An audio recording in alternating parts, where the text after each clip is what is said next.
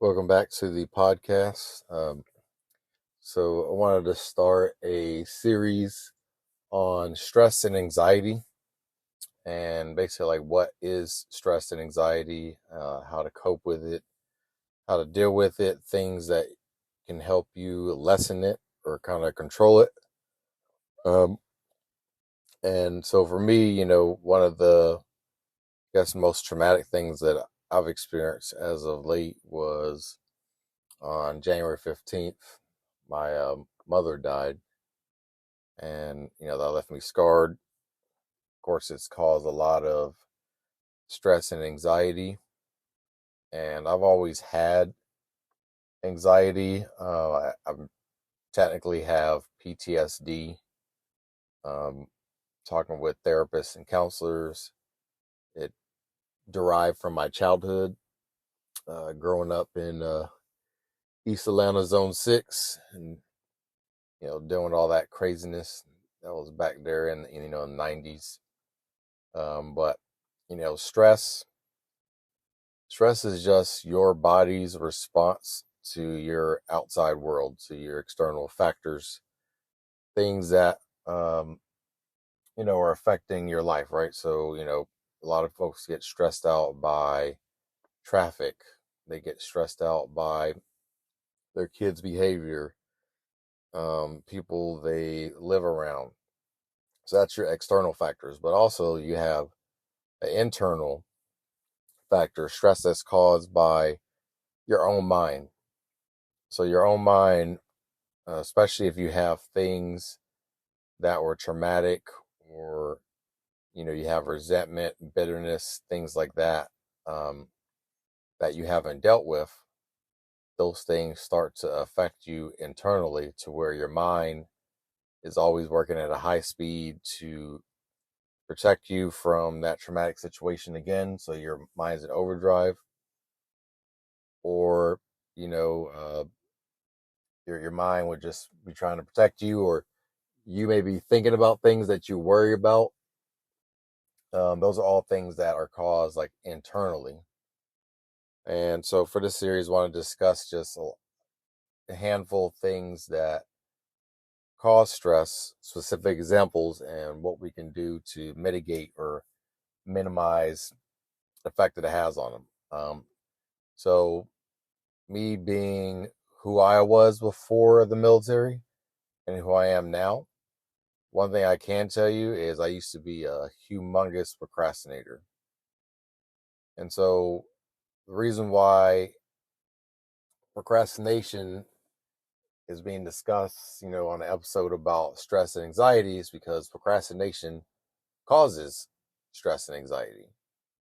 Um, Procrastination is really a internal tool that a lot of people use, and we use to gain back control. So the times where I realize I tend to procrastinate the most are the times when I realize I have a lot going on, or I feel like I have a lot of things going on in my life that are out of my control. So I procrastinate to basically do things on my own timetable, my own time, to gain back self control. Um, so when it comes to procrastination,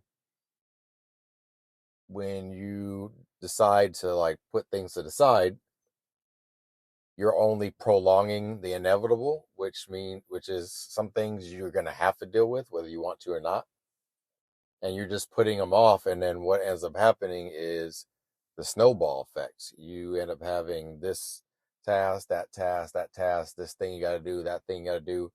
Next thing you know, a month goes by and you have so much to do that you become utterly overwhelmed and shut down. And you got there because you procrastinated. So realize that procrastination is a control technique. It's a coping mechanism. Um, so one of the things that we can do to kind of eliminate procrastination is, and this is your first call to action for today, is number one, get a sheet of paper and write down all the things that give you stress and anxiety. Once you're done doing that, You're going to put a check mark by the things that are on that list that you have control over. And you're going to put an X next to the things that you do not have control over. So, for example, for myself, when I look at like my whole schedule, I go to work all day, I come home, take care of my kids, have a dog, got the extracurricular activities, still trying to run my own business, things like that, right? So my time is spoken for a lot. So the things that I cannot control, I cannot control that I have supervisors that refuse to adapt and learn to become better leaders. Cannot control the fact that they choose to not adapt to telework and they refuse to adapt to having people having to work 9 to 5 in order to be effective. So the reason why I say that is because it drives me absolutely insane that I have a bunch of people that I work with that feel like you have to work 8 hours full in order to be effective, in order, and there's truly no logical sense or reasoning to it, except for because that's something that people have always done. Whereas I'm the type of leader that I feel it doesn't matter truly how many hours you're putting into work. If you are still getting things done and staying on schedule. For example, today I went into the office. I was there from 9:30 to 1 p.m. and I knocked out what most people can knock out in an 8-hour time frame within those 3.5 hours. And how did I do that? I did that by staying focused, by blocking out my time for, I'm setting specific blocks of time for specific goals or tasking. And I don't, go back and forth. I don't try to multitask. These are single tasking. And by doing this also, I'm lessening my stress. I can't tell you how great I felt when I got out of there and I was like, dang, I only worked 3.5 hours and I knocked out a whole 8 hours of work, or what people normally would knock out easily. So much so where I'm, starting to overwhelm my supervisor with things that, because I'm knocking stuff out so quick, they have more things that they have to review for approval. So yeah, things that I can't control that, but I can control my time. I can't control the fact that, and I hate to even say this, but the fact that when I'm teleworking, if I'm getting stuff done, it ain't none of their business basically how much time I'm spending actively working or not. That's something I can control behind the scenes.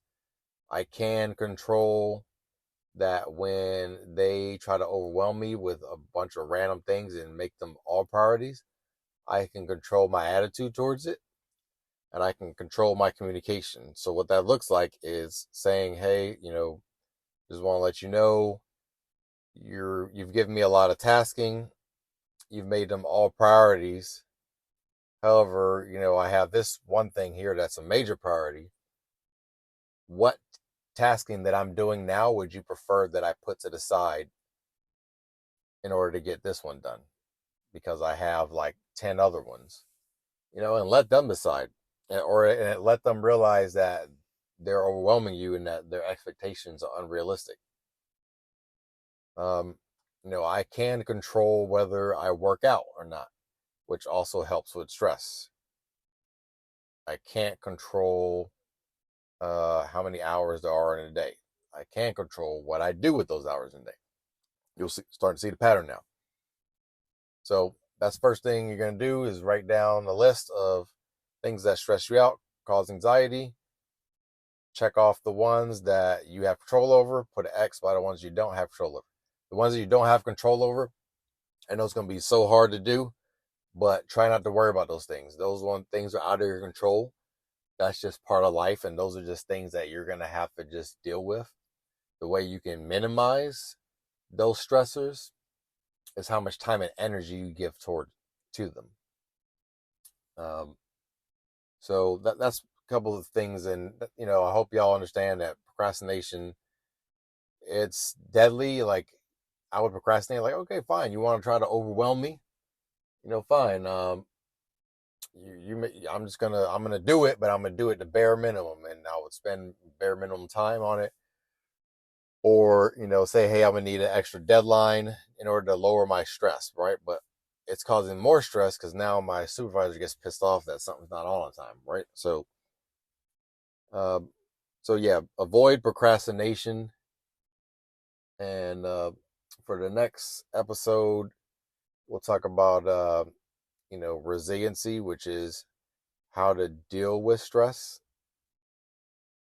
um, and how to push through it, how to know when you've hit your limit, how to know the difference between good stress and bad stress, and how to help your mind decipher the difference between the two.